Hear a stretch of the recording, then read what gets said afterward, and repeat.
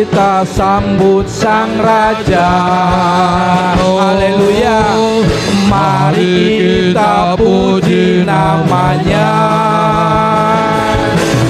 Dia yang maha mulia, Dia yang maha kuasa. Yesus, Yesus, Yesus namanya. Mari kita, mari kita sambut Sang Raja. Haleluya. Mari kita puji namanya. Dia yang maha mulia, Dia yang maha kuasa. Yesus, Yesus, Yesus namanya. Puji Hosana, puji Hosana, puji Hosana, mulia namanya. Puji Hosana, puji Hosana, puji Hosana, mulia namanya. Mari kita sambut. Mari kita sambut Sang Raja. Mari kita puji namanya. Dia yang maha mulia, Dia yang maha kuasa. Yesus, Yesus, Yesus namanya. Puji Hosana, puji Hosana, puji Hosana, mulia namanya. Puji Hosana, puji Hosana, puji Hosana, mulia namanya. Haleluya. Mari kita sambut Sang Raja. Haleluya. Mari kita puji namanya. Dia yang maha mulia, Dia yang maha kuasa. Yesus, Yesus, Yesus namanya. Puji Hosana, puji Hosana, puji Hosana, mulia namanya. Puji Hosana, puji Hosana, puji Hosana, mulia namanya. Mulia namanya, mulia namanya. Amin. Haleluya. Silakan duduk saudara. Puji nama Tuhan.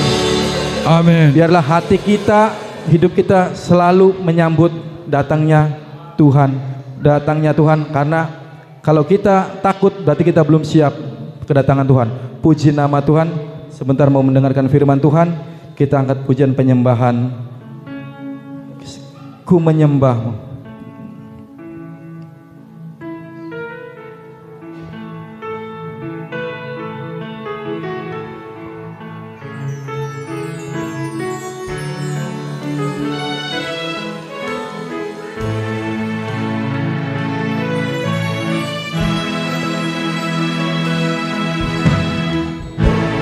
Ku menyembah dalam kudus hadirat-Mu, hampiri tata kasih karunia-Mu Bapa.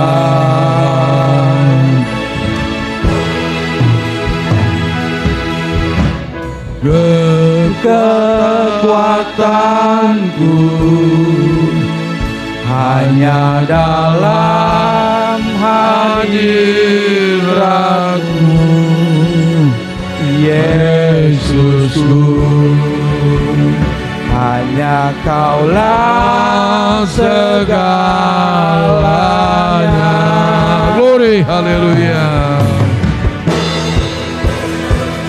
Ku yakin Kau hadir di sini.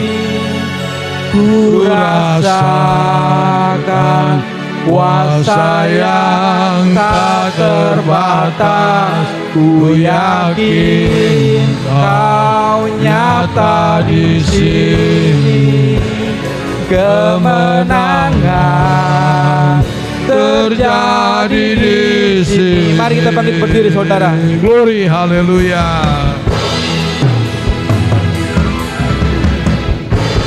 Ku menyembah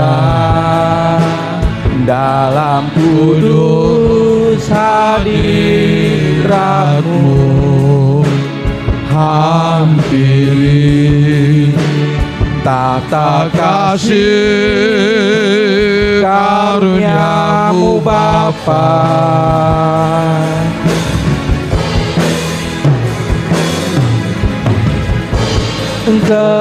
Kekuatanku hanya dalam hadirat-Mu,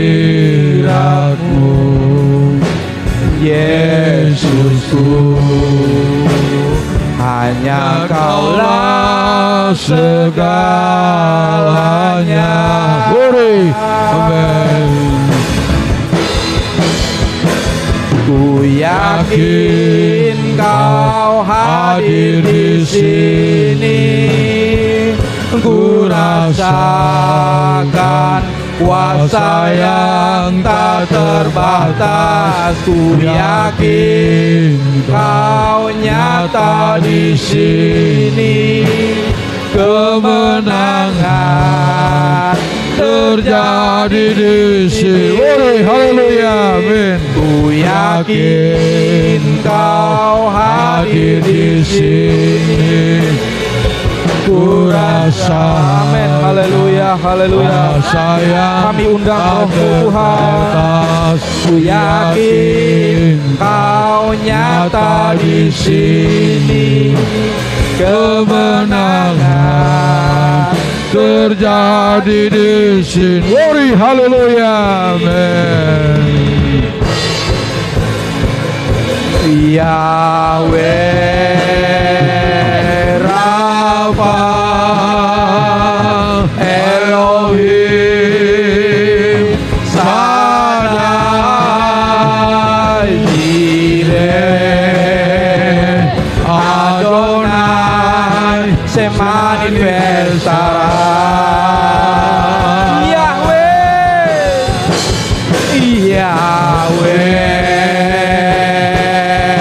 Rafa Elohim Shaddai Jireh Adonai se manifestará. Yahweh, Yahweh, Yahweh Rafa. Nanti dengan hormat Ibu Sugiono pimpin dalam doa. Shaddai Jireh Adonai se manifestará. Yahweh, Yahweh Rafa Elohim Shaddai Jireh Adonai se manifestará. Haleluya. Glory, haleluya. Jireh Adonai se manifestará.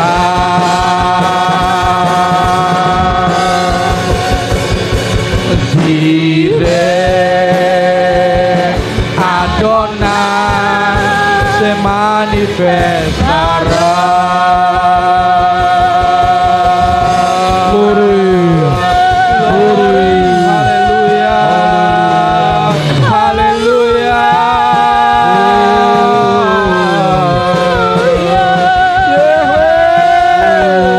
Glory,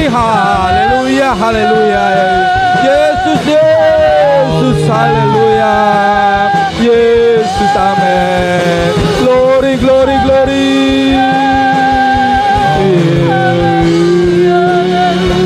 Amin, haleluya, haleluya, haleluya. Glory, haleluya. Amin, amin, amin, haleluya. Haleluya, haleluya. Haleluya. Haleluya, Bapak. Terima kasih. Glory, haleluya. Glory, Amin, amin. Haleluya, haleluya. Haleluya, haleluya. Segala puji dan Oh, syukur puji dan namamu, hormat dan Tuhan. kemuliaan kami persembahkan Amin, hanya padamu haleluya. ya Bapa.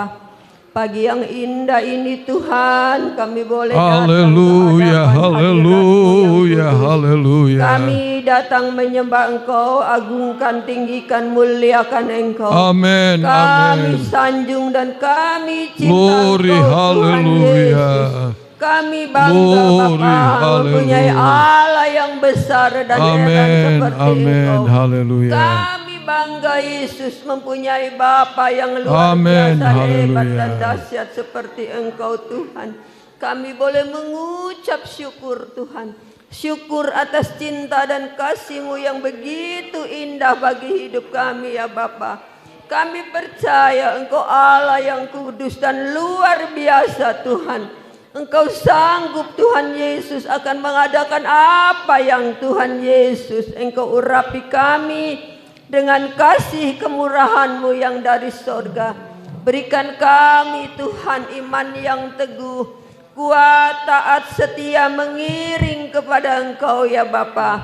Engkaulah Allah yang sungguh baik dalam kehidupan kami. Kami boleh mengucap syukur Tuhan atas kemurahan-Mu dan kasih-Mu yang begitu hebat dalam hidup kami ya Bapa. Kami boleh sembah Engkau dan muliakan Engkau terus Tuhan. Engkau urapi Tuhan semua sidang jemaat di tempat ini Bapa. Engkau urapi semuanya dengan baik Tuhan.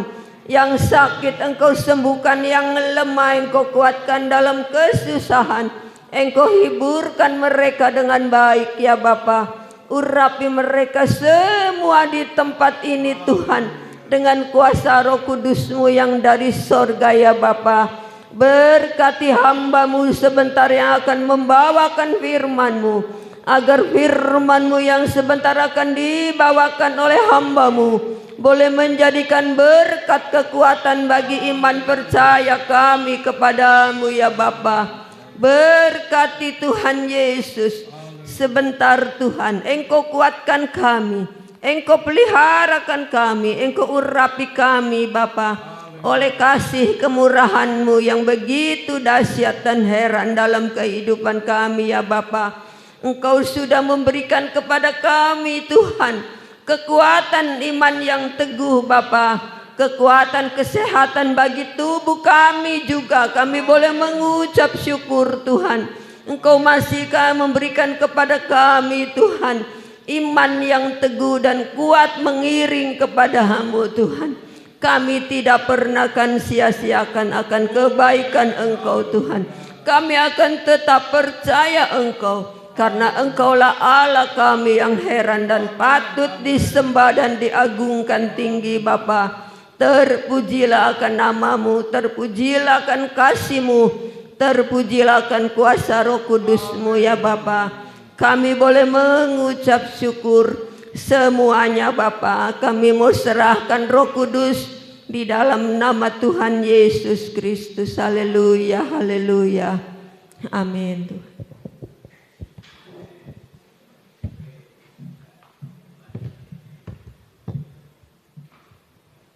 Puji nama Tuhan, selamat pagi Bapak Ibu, ada haleluya?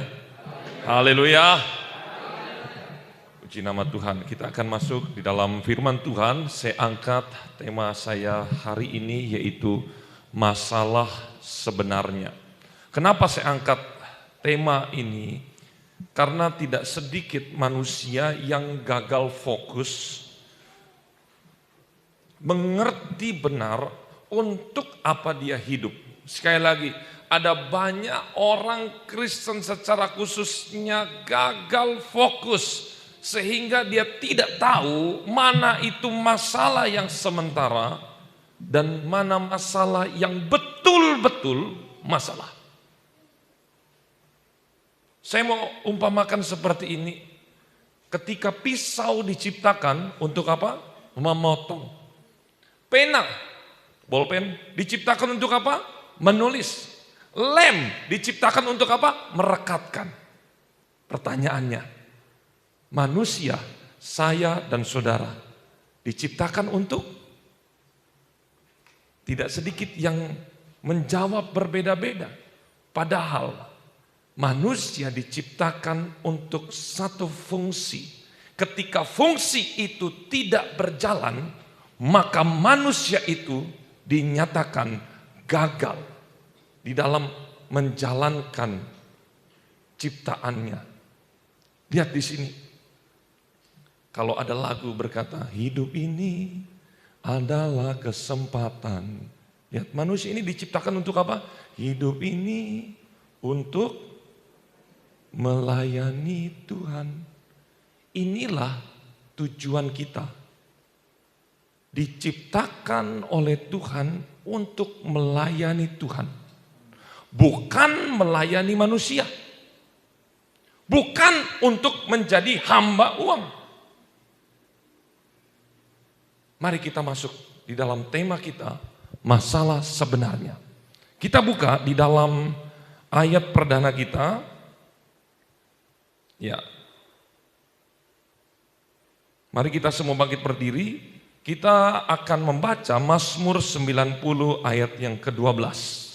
Mazmur 90 ayat yang ke-12, di sana dikatakan, kita akan baca ayat ini secara bersama-sama. Ya, 1, 2, 3. Ajarlah kami menghitung hari-hari, agar kami beroleh hati yang bijaksana. Puji nama Tuhan, silakan duduk. Di sini dikatakan, ajarlah kami menghitung hari-hari. Kenapa? Karena memang manusia perlu dibimbing.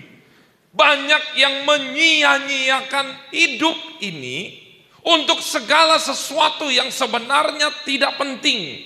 Bapak Ibu, saya mau katakan, kita hidup itu penuh dengan masalah. Baru lahir aja, saya mau katakan next, baru lahir aja kita sudah dipenuhi dengan masalah yang berbeda-beda. Ya, next. Kalau kita lihat di sini, next slide berikutnya. Mulai dari bayi lahir, Bapak Ibu, tidak ada satupun bayi yang lahir tertawa. Ada yang tertawa? Tidak ada. Semua bayi lahir itu pasti ditandai dengan siapa? Menangis. Pasti menangis. Itu namanya bayi sehat. Karena apa? Dia mengalami masalah untuk nafas pertama kali dia. Sakit. Mungkin dia rasakan nyeri di sini. Tetapi setelah dia menangis, dia belajar proses melewati masalah bagaimana bernafas. 1-2 hari, dia tidak mengalami masalah itu lagi. Bayi sudah tidak mengalami nangis karena dia sudah bisa bernafas. Artinya, yang nafas belajar bernafas itu tadi dia mengalami masalah. Lewat itu, masalahnya sudah tidak ada. Artinya, ini bukan masalah. Berikutnya, Bapak Ibu, kalau saya perhatikan 3 anak saya, untuk pertama kali mereka mengalami masalah yaitu apa? Menyusui. Padahal corongnya udah ada di depan mulutnya, tetapi masih belum bisa karena mereka belum bisa belajar sampai diajari, ayo nyedot, ya, menyusui ASI ini. Ketika itu dilakukan susah, tapi akhirnya lama-lama bisa. Dan tanpa diajari lagi, selama 2 tahun, anak-anak kita sudah menyusui dengan lancar. Tetapi, Bapak Ibu, masalah tidak berhenti sampai situ. Lihat, anak-anak tidak pernah berkata waktu masih kecil, saya mau pup, saya mau makan, saya celananya basah dan segala macam. Dia tidak bilang. Yang selalu dia lakukan adalah apa? Menangis. Tandanya ketika anak itu menangis, muncullah masalah. Tetapi saya yakin ketika anak itu sampai umur 5 tahun, dia tidak akan begitu lagi. Karena masalah yang dihadapi berikutnya lagi adalah yang berbeda.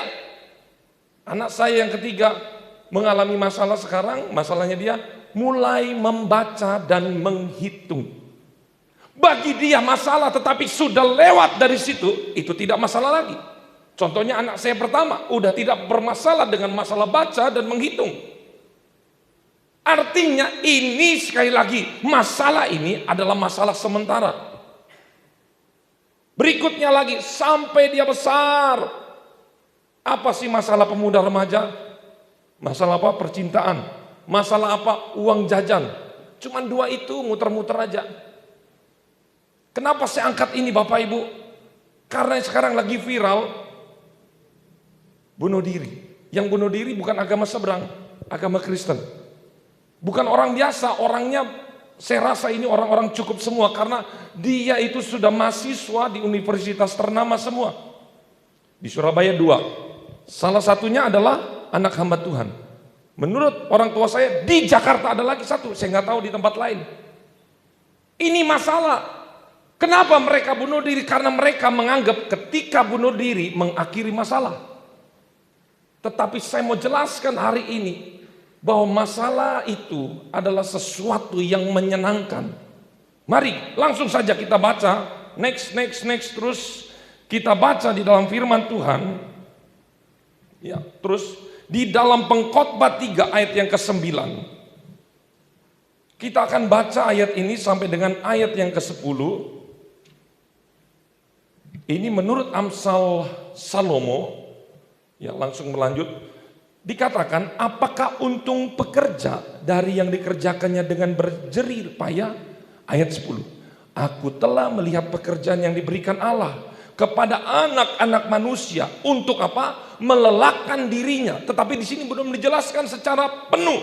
Baru di Pengkhotbah 3 ayat 22 kita temukan, aku melihat bahwa tidak ada yang lebih baik. Tidak ada yang lebih baik bagi manusia daripada bergembira dalam apa? Pekerjaannya. Sebab itu adalah bahagianya. Karena siapa yang memperlihatkan kepadanya apa yang akan terjadi sesudah dia. Artinya apa Bapak Ibu? Sebenarnya masalah sebenarnya adalah pekerjaan itu belum selesai. Tetapi ketika pekerjaan itu selesai, itu akan mendatangkan firman Tuhan kegembiraan. Katakan kegembiraan. Jadi kalau kita itu cari uang dan segala macam itu, cari pekerjaan, kita mungkin mengerjakan segala sesuatu yang sulit. Sebenarnya kalau itu sudah selesai, itu mendatangkan kegembiraan. Itu diberikan Tuhan untuk Bapak Ibu. Coba ya, mari kita simulasikan. Mari kita membayangkan bagaimana kalau manusia, Tuhan cukupi semuanya. Hei manusia, engkau cuman makan, minum, tidur. Bangun, makan, minum, tidur. Kita diberikan umur 100 tahun, hanya tahu makan, minum, tidur. Coba kita bayangkan. Betapa membosankannya hidup ini ketika hanya makan, minum, tidur. Itu tidak ada bedanya seperti di rumah sakit, bukan? Berbaring-baring, makan, minum, tidur, makan, minum, tidur. Ini adalah sifat orang malas, tetapi orang malas pun dia akan jenuh. Sama seperti anak-anak kita. Kalau sekolah pengennya apa? Libur. Tapi dikasih libur panjang pengennya sekolah. Tidak banyak jemaat-jemaat saya kalau misalnya libur panjang begitu, dia pengennya kerja. Sudah bosan libur pengen kerja pengen libur. Itulah kegembiraan kita. Itu dikasih Tuhan. Jadi kalau Bapak Ibu masih diberikan kesusahan untuk pekerjaan, diberikan masalah untuk diselesaikan, itu adalah kegembiraan. Itu adalah berkat yang dari Tuhan. Amin. Yang kita anggap yang kita anggap masalah itu adalah tantangan hidup supaya kita manusia tidak bosan. Kita manusia punya tantangan. Ketika kita menyelesaikan segala sesuatu yang susah, waktu masa tua kita cerita ke anak cucu kita, tahu nggak, papi kamu ini waktu muda begini-begini, menjadi kenangan yang indah. Kakek nenek ini yang menjadi harta mereka adalah, yang menjadi pembicaraan mereka adalah masa lalu mereka yang apa? Yang susah. Coba perhatikan, ketika mereka saling kumpul, yang dibicarakan hanyalah apa? Masalah yang sudah dilalui, tapi dia sudah berhasil melaluinya. Itu terus, itulah yang menjadi kegembiraannya, dan itulah yang diberikan Tuhan. Oleh karena itu jangan mengeluh ketika kita diberikan tantangan. Jangan kita langsung mengakhiri dengan bunuh diri. Itu sangat bodoh di mata Tuhan. Next berikutnya. Menurut Alkitab, hidup itu apa? Mazmur 90, belum. Jadi masalah hidup ini sebenarnya adalah ini. Masalah hidup sebenarnya adalah kesenangan yang tertunda. Kesenangan yang tertunda. Jadi ketika kita menghadapi masalah, kita langsung gak boleh takut. Kita katakan ini adalah kesenangan yang tertunda. Amin. Mazmur 90 ayat 10. Menurut Alkitab dikatakan, masa hidup kami 70 tahun dan jika kami kuat 80 tahun. Kebanggaannya, kesukarannya, penderitaannya, berlalunya buru-buru melayang lenyap. Next berikutnya lagi, hidup menurut Alkitab, menurut Yakobus 4 ayat 4, sama seperti uap, sebentar saja kelihatan lalu lenyap. Mazmur 103 ayat 15, adapun manusia hari-harinya seperti rumput. Tuh, apabila angin melintasinya maka tidak ada lagi, artinya sangat singkat Bapak Ibu. Next terus. Alkitab banyak sekali membicarakan mengenai masalah hidup. Kenapa seperti itu? Saya mau kasih tahu jawabannya, karena ada sesuatu yang sangat serius. Yesus serius berkata seperti ini. Yesus dilahirkan ke dunia bukan supaya orang buta melihat, bukan. Bukan menjadikan orang miskin jadi kaya. Bukan. Itu Tuhan Yesus kasih turun malaikat pun bisa. Tetapi bagi Yesus ini sangat serius. Di mana kita lihat next. Yohanes 3 ayat 16, keseriusan Yesus. Karena Yesus tahu masalah ini betul-betul masalah. Karena begitu besar kasih Allah akan dunia ini sehingga dia mengaruniakan apa? Anak yang tunggal, supaya setiap orang yang percaya tidak akan. Sejauh mana? Sejauh nyawanya sendiri dia harus korbankan. Nyawanya harus dikorbankan. Bayangin Bapak Ibu, ngapain raja di atas segala raja dia turun. Kalau misalnya dengan kekayaannya dia bisa menembus saya dan Bapak Ibu, buat apa? Kalau mungkin dinego, oke, dengan kekayaan emas dan perak saya beli semuanya. Tetapi kan tidak bisa. Tidak ada, saya korbankan malaikat-malaikat saya 10.000 saya korbankan untuk manusia. Tidak bisa juga. Di sini kita bisa berpikir hanya Bapa sendiri yang begitu sangat agung, yang dia tidak pernah turun dan dia selalu ada di surga. Dia rela merendahkan dirinya, mengosongkan dirinya, bahkan lahir di kandang hina, mati pun dengan cara yang hina, karena dia tahu hidup Bapak Ibu ada sesuatu yang serius yang enggak bisa dikerjakan oleh manusia. Kita lihat lagi di sini apa? 1 Petrus 3 ayat 18. Ia yang telah dibunuh dalam keadaannya sebagai manusia, tetapi dibangkitkan menurut roh. Lihat lagi kalau kita lihat Wahyu 1 ayat 18. Aku telah mati, namun lihatlah aku hidup sampai selama-lamanya. Lihat, Yesus itu sampai turun ke dunia orang mati. Ini sesuatu yang luar biasa yang harus kita lihat. Next, kita lihat lagi. Masalah sebenarnya ini Bapak Ibu. Matius 25 ayat 46. Kita akan baca bersama-sama Matius 25 ayat 46. Dan mereka ini akan masuk ke tempat siksaan yang kekal. Tetapi orang benar ke dalam hidup yang kekal. Jadi apa? Menurut Yesus, masalah sebenarnya bukan uang, bukan masalah uang, bukan masalah utang, bukan masalah anak, masalah semuanya segala macam, masalah pekerjaan, bukan masalah sakit. Tetapi ada masalah yang betul-betul masalah, yang gak bisa hilang. Kalau sakit mungkin bisa sembuh, kalau kita kekurangan, kita bekerja, kita selesai, kita tidak bisa baca, kita sekolah, kita latihan, kita bisa membaca, artinya itu bukan masalah. Tetapi ketika kita sudah mati, ternyata divonis di hadapan Tuhan, kita masuk neraka. Tidak ada jalan untuk kita kembali. Ingat Bapak Ibu, kita sebagai orang Kristen tidak mempunyai prinsip bahwa ketika kita sudah dipanggil Tuhan, kita masih bisa diselamatkan karena doa-doa orang-orang percaya, karena misalnya mungkin keluarga kita menyumbang. Tidak. Kalau misalnya bisa seperti itu, buat apa Yesus itu harus turun? Ya, sampai sini sudah clear.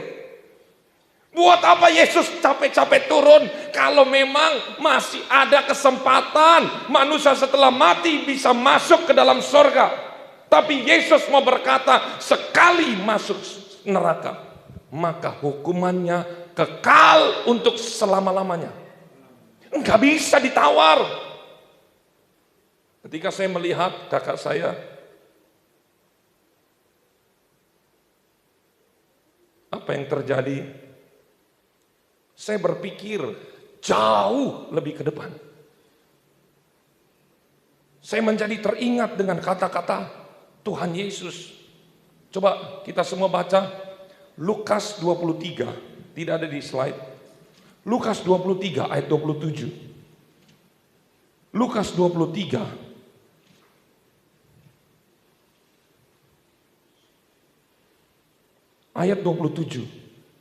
Saya jadi teringat, ini kata-kata yang muncul seperti kakak saya kasih tahu kepada kita semua. 27, sejumlah besar orang mengikuti dia.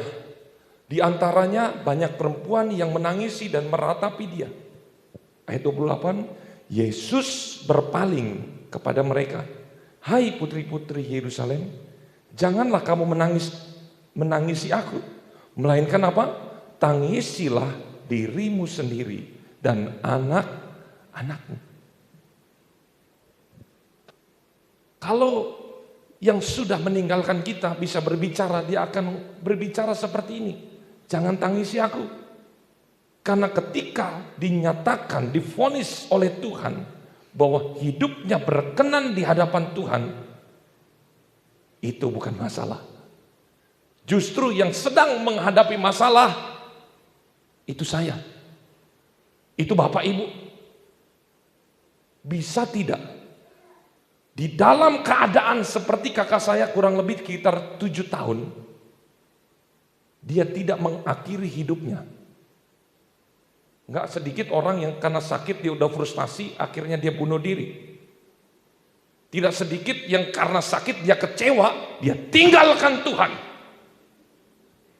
Nggak sedikit.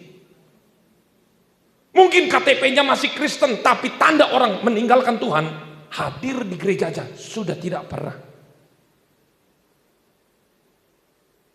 Itu tanda-tanda kita sudah tidak percaya kepada Tuhan. Kenapa orang-orang Kristen itu sudah tidak serius sungguh-sungguh datang kepada Tuhan? Karena di dalam hatinya sudah menjadi ateis. Dia udah gak percaya lagi ada surga dan percaya ada neraka. Tetapi saya mau katakan, jangan sampai ini terlambat, secara khusus anak-anak muda. Saya seringkali menasihati orang-orang di luar sana, tetapi saya katakan ada 3 yang sulit dinasihati. Sekali lagi, ada 3 jenis orang yang sulit dinasihati. Yang pertama adalah orang yang pinter, disertai dengan sombong dan sok tahu. Itu ketika dinasihati dengan berbagai macam firman Tuhan, mental. Karena menjadi ukurannya adalah pikiran. Saya lebih pintar dari kamu. Saya sudah dokter, kamu belum. Yang kedua, yang paling sulit dinasihati adalah orang apa? Bapak Ibu, kira-kira orang yang jatuh cinta. Orang yang jatuh cinta itu tidak bisa dinasihati. Gak bisa. Sampai Raja Salomo itu dikatakan ada 3 bahkan 4 yang mengherankan aku. Terakhirnya apa yang mengherankan? Adalah sepasang kekasih berjalan bersama-sama. Orang yang jatuh cinta tidak bisa membedakan kotoran binatang dan coklat. Coba, betul apa betul? Betul ya? Dan yang terakhir, yang tidak bisa dinasihati adalah orang yang lebih kaya dari dirinya, dari kita. Misalnya kita kekayaannya 1 juta, orang itu kekayaannya 2 juta. Sulit menasihati orang yang lebih kaya karena orang ini selalu memakai ukurannya. Saya lebih kaya daripada kamu. Materi yang menjadi ukurannya.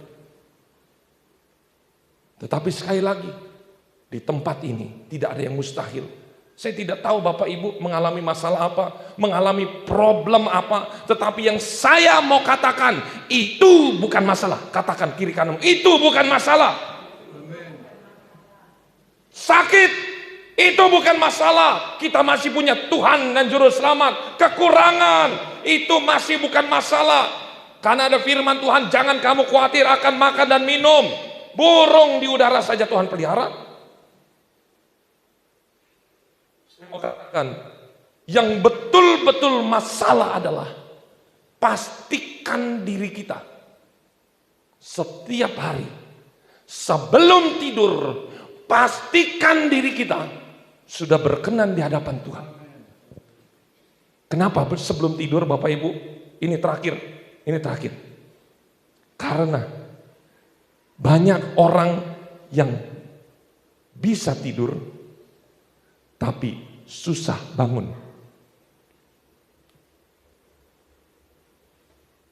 Penyakit apa di dunia ini yang silent killer? Jantung. Dia tidur bisa, tapi bangunnya sudah lupa. Kalau begitu, caranya bagaimana? Setiap mau tidur, kita berdoa. Kita berdoa begini, Tuhan ampunilah dosa saya. Setiap hari kita berdoa, ampuni dosa saya memaafkan ini, saya memaafkan ini, semuanya Tuhan. Pemberesan setiap hari itu adalah salah satu kunci supaya hati kita tetap terjaga. Karena manusia tidak ada yang tahu sampai kapan kita hidup. Jangan berkata, oh saya sudah pelayan Tuhan, oh saya sudah melayani musik, pujian dan segala macam, saya sudah rajin berdoa. Karena di firman Tuhan berkata, aku sudah bernubuat demi namamu, aku sudah mengadakan mujizat demi namamu. Bahkan orang mati mungkin dia bangkit. Tetapi Yesus berkata, aku tidak mengenal engkau. Siapakah orang ini? Hamba-hamba Tuhan. Hari-hari ini Bapak Ibu, saya mau katakan sebagai pesan terakhir di mimbar ini, di dalam hari Minggu, jangan pernah kecewa dengan Tuhan, karena hamba-hamba Tuhan di dunia sedang diuji, sedang diayak. Saya nggak mau katakan di Surabaya sudah sangat banyak hamba-hamba Tuhan sudah mulai runtuh semua.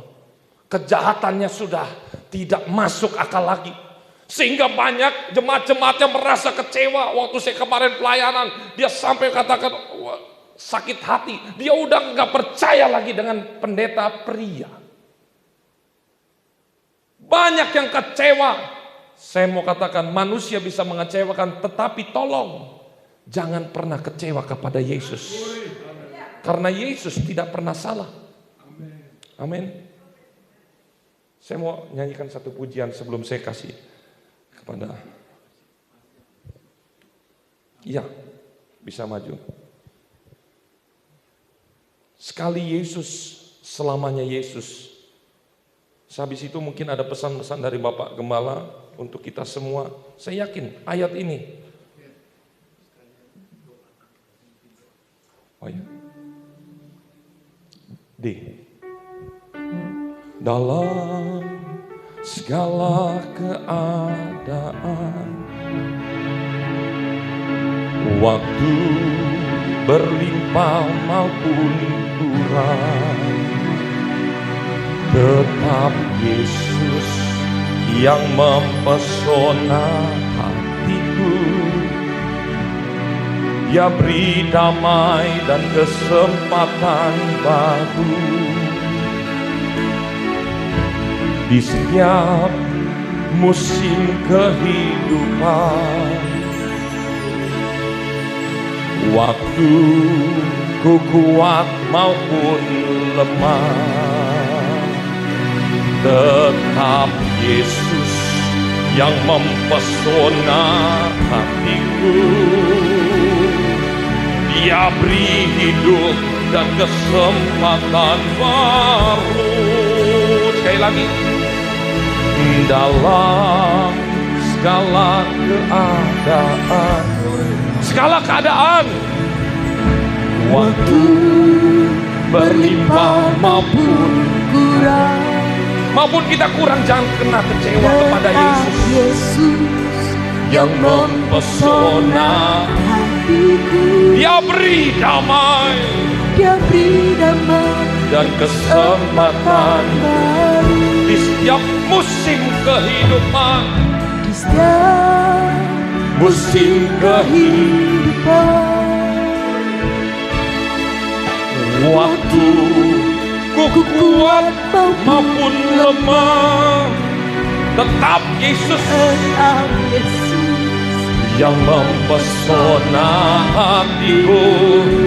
Renungkan masalahmu, hitung masalahmu, katakan itu bukan masalah, karena kami punya Yesus. Yesus selamanya, Yesus harapanku tak akan hilang. Haleluya. Karena kasih-Nya sekarang ku ada. Oh Yesus, ku cinta Kau selalu. Haleluya. Sambil kita menghayati, kita menyembah Tuhan, ingat dalam segala keadaan, jangan pernah kecewa. Waktu berlimpah maupun kurang, tetap Yesus yang mempesona hatiku. Dia beri damai dan kesempatan baru di setiap musim kehidupan. Waktu aku kuat maupun kita lemah, lagi sakit sekalipun, katakan tetap Yesus yang mempesona hatiku. Haleluya. Dan kesempatan baru. Oh haleluya. Yesus selamanya, Yesus harapanku tak akan hilang.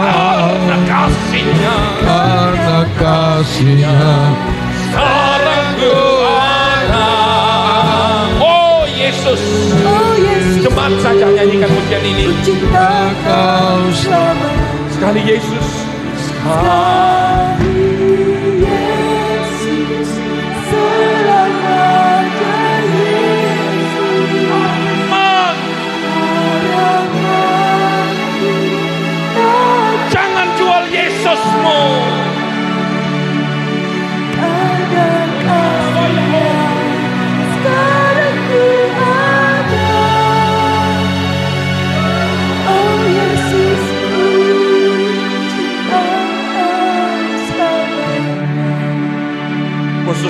muda, jangan pernah menjual Yesus karena pasangan hidup. Jangan menjual Yesus karena pasangan hidup. Engkau akan berakhir di neraka. Untuk Bapak Ibu, jangan pernah menjual Yesus karena jabatan, karena uang dan harta. Karena Yesus datang bukan untuk menyembuhkan orang buta, bukan menyembuhkan orang kusta, tetapi untuk masalah yang lebih serius, keselamatan Bapak dan Ibu.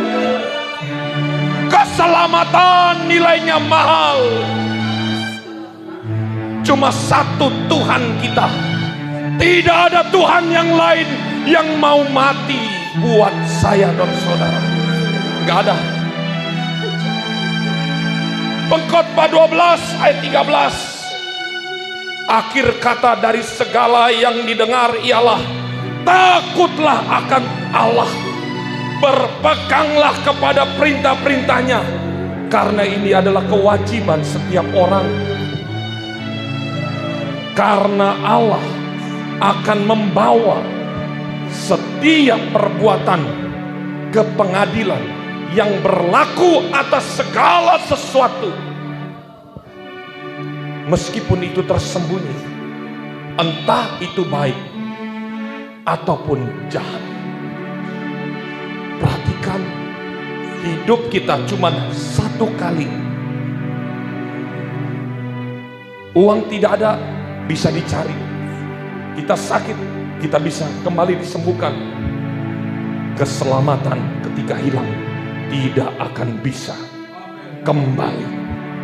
Selagi kita hidup, kita mau komitmen sekali Yesus, selama-lamanya tetap Yesus, selama-lamanya tetap Yesus. Kali Yesus, selamanya Yesus. Mari kita semua bangkit berdiri. Akan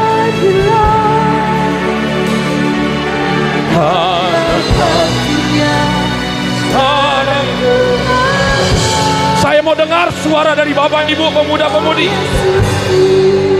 Katakan komitmenmu.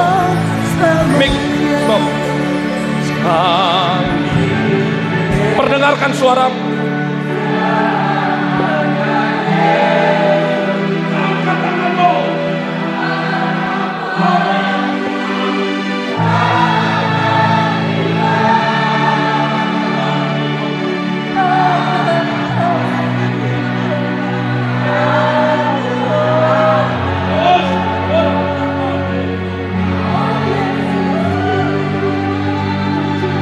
Sekali lagi, lebih sungguh-sungguh.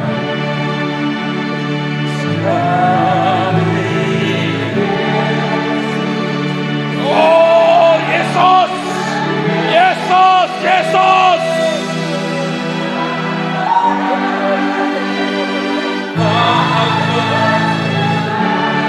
Karena kasih-Nya.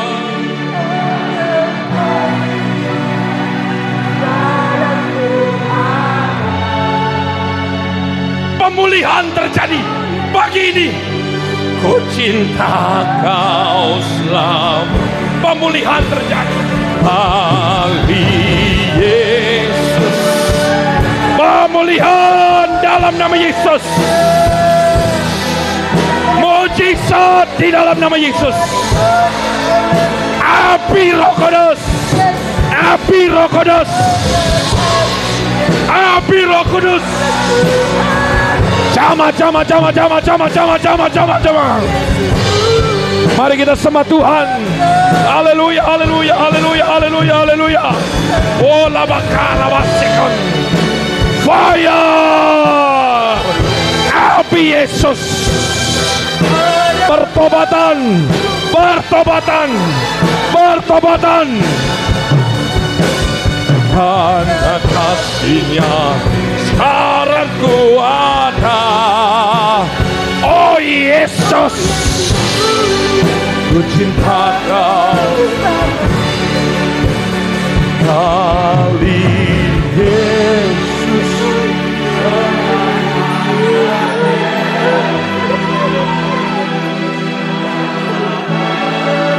Jangan kecewakan Yesus. Jangan kecewakan Yesusmu. Yesus sudah menebus.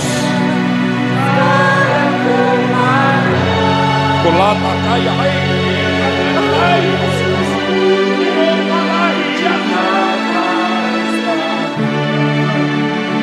Sekali Yesus selamanya.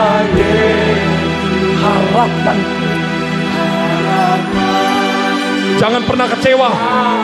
Ada harapan dari Yesus.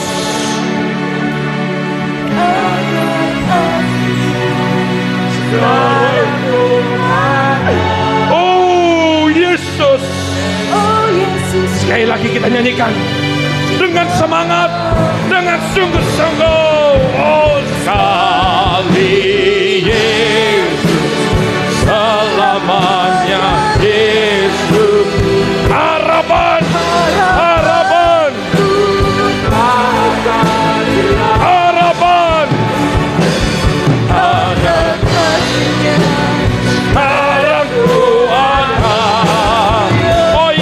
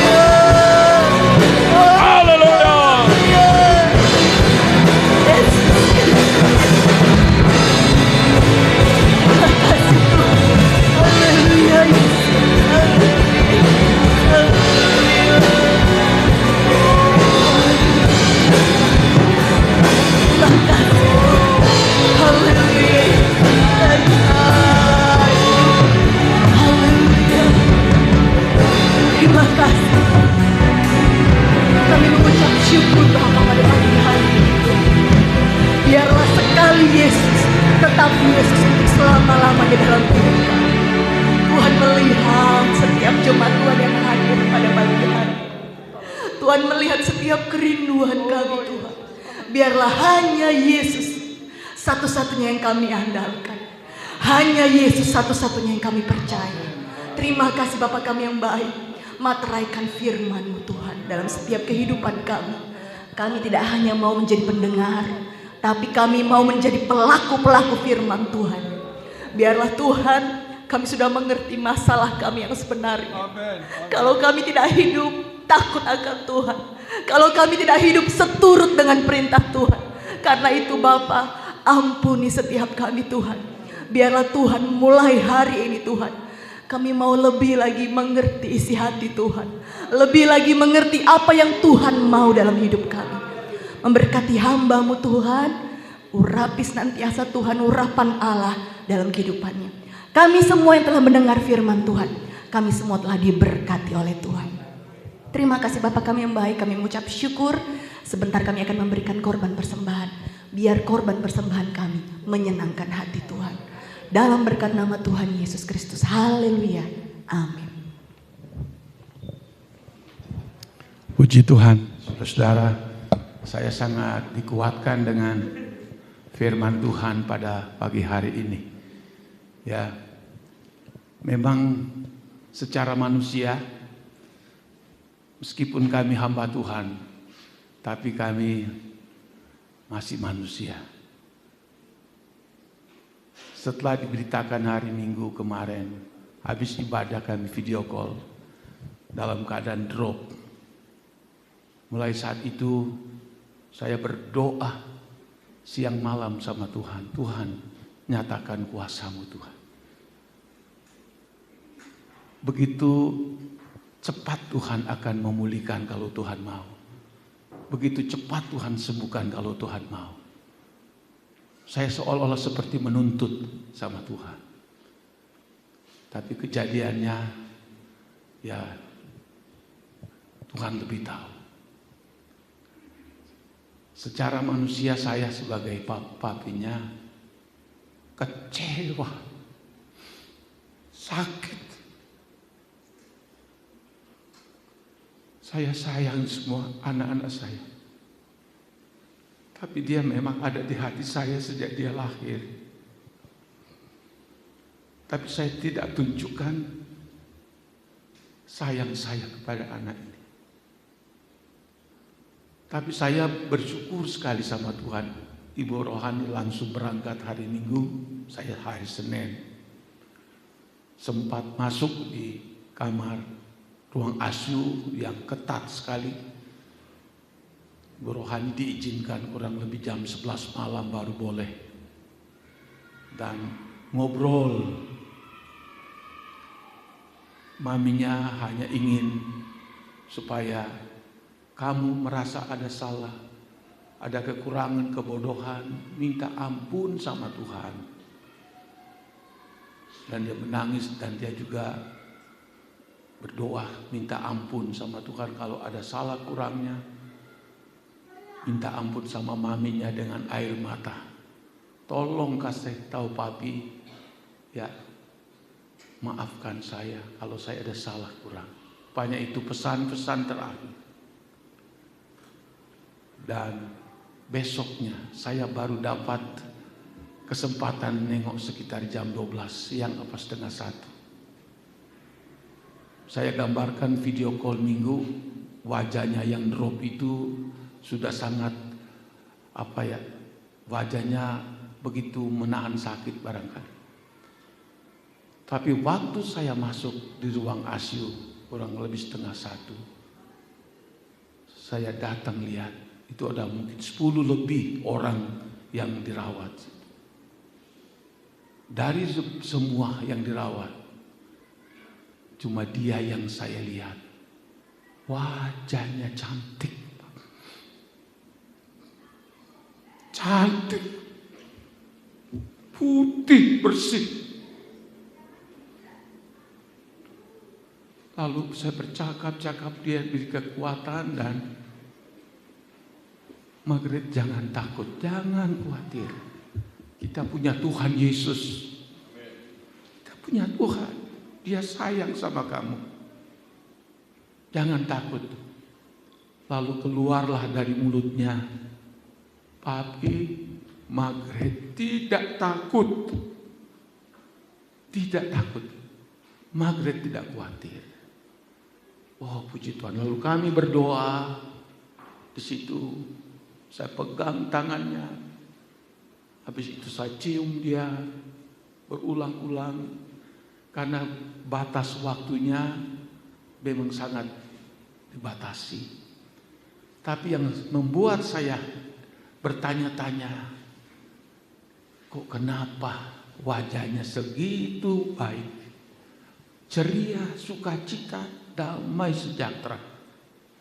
Lalu saya keluar, saya katakan sama istri saya, ada minat juga aneh. Aduh, satu sisi saya ya namanya seorang ayah sedih banget. Tapi saya juga bersukacita melihat wajahnya yang baru kali ini saya lihat. Dia punya wajah begitu cantik. Janet juga katakan, Papi, iya, berubah sekali waktu Papi masuk. Tapi dalam hati, aduh, berarti dia menghadapi ajal. Dia sudah bisa melihat kemuliaan Tuhan terpancar di dalam wajahnya. Saya katakan barangkali ini sudah firasat. Dia akan berangkat meninggalkan kita semua. Tapi hati saya penuh sukacita. Karena saya tahu dia sungguh-sungguh menyerahkan hidupnya ke dalam tangan Tuhan. Saya tidak bisa tidur tadi malam. Mungkin jam 3 lebih saya sudah berdoa. Saya katakan sama Tuhan, Tuhan saya memang sakit. Sakit Tuhan. Saya merasa aduh berat sekali ditinggal anak. Tapi saya sebutkan dalam doa saya, Tuhan, hal ini tidak akan membuat saya kecewa sama Tuhan, tidak. Saya tambah sayang sama Tuhan. Saya katakan gitu. Tuhan, saya mencintaiku Tuhan. Sebab apa yang Tuhan buat itu pasti baik. Saya memang manusia kecil, tapi saya, Tuhan, saya sebutkan saya cinta Tuhan. Cinta saya kepada Tuhan bahkan bisa bertambah. Dan puji Tuhan, ternyata firman Allah juga ada kaitannya dengan apa yang saya doakan tadi pagi.